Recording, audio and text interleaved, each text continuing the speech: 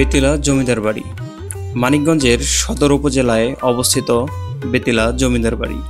এটি মূলত ব্রিটিশ আমলে গড়ে ওঠে এবং বিশেষ বিশেষ কয়েকটি স্থাপনার মধ্যে এই জমিদার বাড়িটিও একটি।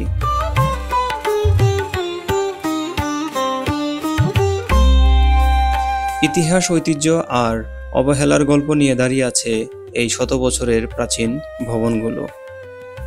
বন্ধুরা, চলুন জানি এর ভিতরের না বলা কিছু গল্প।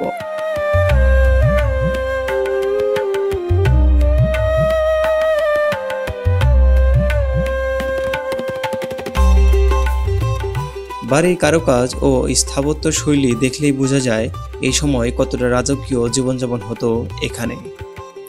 কিন্তু এখন সবটাই কেমন যেন নীরব হয়ে আছে। ফেলে আসা ইতিহাসের মতো চুপচাপ দাঁড়িয়ে আছে এই দালানগুলো।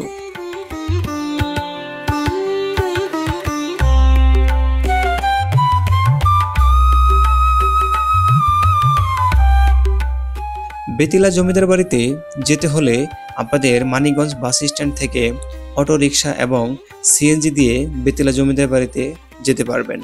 ভাড়া নিবে 30 টাকা।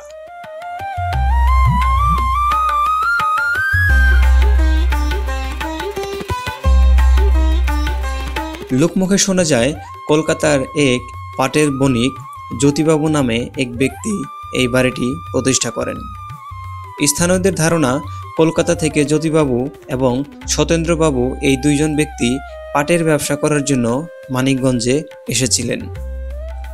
বসবাস করার জন্য রাজকীয় এই বাড়িটি এখন বেতিলা জমিদার বাড়ি নামে পরিচিত। না ছিল তাদের কোনো জমিদারি প্রতিষ্ঠা, না ছিল কোনো শাসন ব্যবস্থা। শুধুমাত্র এবারের আকৃতি এবং ডিজাইন দেখেই সবাই বেতিলা জমিদার বাড়ি বলে এটিকে অবহিত করে।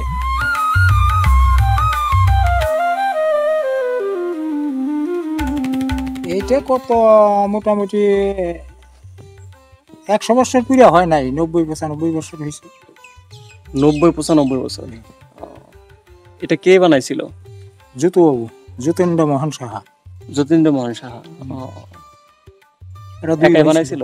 না, দুই ভাই ছিল। দুই ভাই, মনীন্দ্র মোহন সাহা আর যতীন্দ্র মোহন সাহা। এই দুই ভাই, যতীন্দ্র মোহন আর হলো মনীন্দ্র মোহন। তারা কি করতে, কি কাজ করতো ওই সময়ের খবর আমরা অত কইতে পারবো না। ক্লিয়ার না, মানে ব্যবসা অথবা ব্যবসা শুনছি যে ওই মারোয়ার গো পাটের ব্যবসায় থাকতো ম্যানেজার হিসাবে। পাটের ব্যবসা করতো। আচ্ছা আচ্ছা। ওই যে ওই পাশে কি, ওইটা ওই পাশে কি একটা ভবন আছে নাকি? ওইটা কি এই জমিদারির অংশ নাকি? ওটা অন্যটা? না, ওটা অন্যটা। ওটা অন্য। আসলে তো এরা জমিদারি করে নাই, হিন্দু মানুষ আসছিল, এই বাড়িঘর করে এমনি রয়েছে, এমনি জমিদারি করে নাই। ও, তখনকার সময়ে অনেক ধনাঢ্যবান ছিল তো, এই জন্য মানুষ একটু সম্মান টম্মান দিত আর কি, এরকমই ছিল। এমনি জমিদার ছিল না, এখানে কেউই জমিদার না।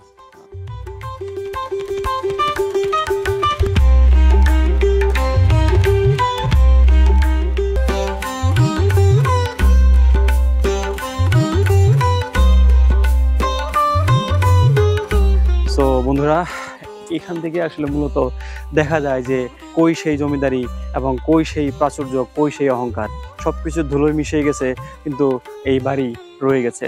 আছে কিন্তু প্রায় 90 থেকে 95 অথবা 100 বছর আগে এই বাড়িটা নির্মাণ করেছিল, হয়তোবা নিজেদের থাকার জন্য হোক অথবা তাদের রাজত্ব কিংবা তাদের যে ক্ষমতা আছে সেটাকে প্রতিষ্ঠা করার জন্য হোক।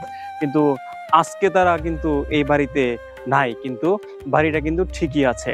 সো আসলে আমরা যে দুনিয়াতে থাকি কিংবা আমরা যে বসবাস করি, কোনো কিছু নিয়ে আসলে ওরকম অহংকার করা উচিত না যে পরবর্তীতে মানুষ নিন্দা করে স্মরণ করে। সো এখানে যে বাড়িটা আমরা দেখতে পাচ্ছি, বাড়িটা কিন্তু টোটালি স্যাঁতসেঁতে হয়ে যাচ্ছে এবং এটা কিন্তু শেওলা পরে দেয়ালগুলো নষ্ট হয়ে যাওয়ার পথে।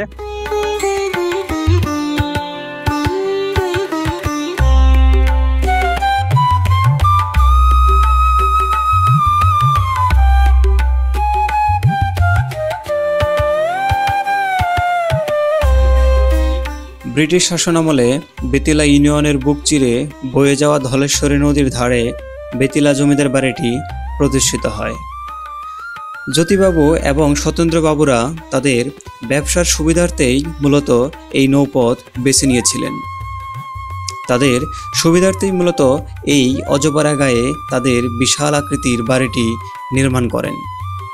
ভবনটির কাছে গিয়ে দেখা যায় খুবই ভয়ঙ্কর অবস্থায় পড়ে আছে এই ইতিহাসের সাক্ষী হয়ে থাকা বেতিলা জমিদার বাড়িটি।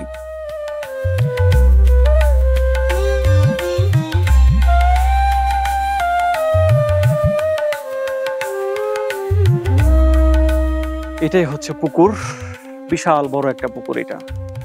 এই পুকুরেই হয়তোবা যতীন্দ্রমোহন এবং মনীন্দ্রমোহন ওরাই হয়তোবা এই পুকুর ব্যবহার করেছে। কারণ এই যে বাড়িটা আছে, এই বাড়িটার একদম সামনে হচ্ছে এই পুকুরটা, এবং এখানে কিছু কংক্রিট আপনারা দেখতে পাচ্ছেন যে এই যে কংক্রিট, এটা অনেক পুরাতন মনে হচ্ছে এবং অনেক আগের, এবং হয়তোবা এই কংক্রিটের মধ্যে হয়তোবা মনীন্দ্রমোহন এবং যতীন্দ্রমোহনের ছোঁয়া লেগে আছে। হয়তোবা বন্ধুরা একটা সময় এই প্রকৃতিতে এই জিনিসগুলো আস্তে আস্তে হারিয়ে যাবে।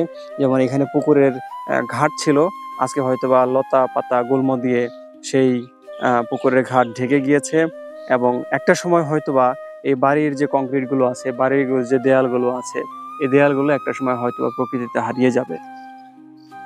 দেয়ালগুলো কেমন স্যাঁতস্যাঁতে হয়ে গিয়েছে, অল্প বৃষ্টি নামলেই ভিতরে পানি পড়ার কারণে দেয়ালগুলো দিন দিন কংক্রিট ক্ষয় হয়ে যাচ্ছে। চারিদিকে সবুজে গাছপালায় ঘেরা। নদীর ঠিক উত্তর পাশে শোভা পাচ্ছে এই সত্যেন্দ্রবাবুদের বাড়িটি। ধারণা করা হয় ভবনটির বয়স প্রায় 90 থেকে 95 বছর। দীর্ঘদিন যত্নের অভাবে জানালাগুলো মরিচিকা ধরেছে, দরজাগুলো ভেঙে গিয়েছে এবং ভবনের ভিতরে এবং বাহিরে আগাছা এবং শেওলা দিয়ে ঢেকে গিয়েছে।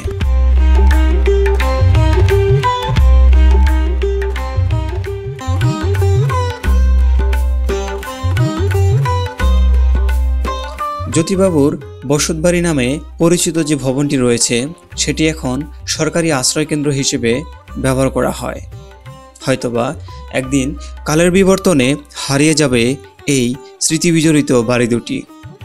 যদি এ বাড়ি সংস্কার অথবা কোনো পুরনো প্রত্নতাত্ত্বিকবিদদের কাছে হস্তান্তর না করা হয়, তাহলে সত্যেন্দ্রবাবুদের বাড়িটি একদিন প্রকৃতিতে বিলীন হয়ে যাবে। হয়তোবা সাথে ভুলে যাবে এই সত্যেন্দ্রবাবুদেরকেও। বন্ধুরা, ভিডিওটি কেমন লাগলো অবশ্যই কমেন্ট করে জানাবেন।